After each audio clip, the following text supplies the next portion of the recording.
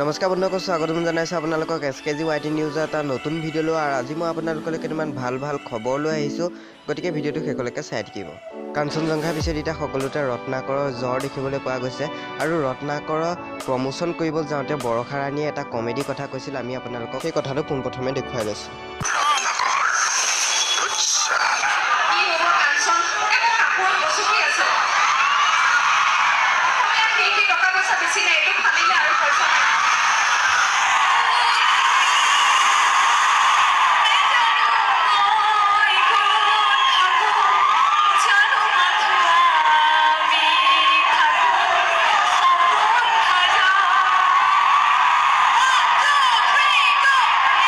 বন্ধুসকল, আপোনালোকে নিশ্চয় কথাটো শুনিলে। আচলতে বৰষা ৰাণী কাপোৰত গচকি থকাৰ কাৰণে তেওঁ কৈছিল কি মোৰ কাপোৰ ফাটি যাব আৰু মোৰ হাতত ইমান টকা পইচাও নাই।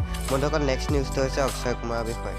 এইখিনি ছ'চিয়েল মিডিয়াত এটা কথা খুব ভাইৰেল হৈ আছে কি মিছন মংগলৰ ছবিত উপাৰ্জন কৰা সকলো টকা চন্দ্ৰযান 3ৰ বাবে দান কৰিলে অক্ষয় কুমাৰে। আচলতে আপোনালোকক ক'ব বিচাৰিছোঁ যে এইটো এটা ফেক নিউজ। অক্ষয় কুমাৰে নিজৰ টুইটাৰ একাউণ্টতো এই সম্পৰ্কে একো কোৱা নাই।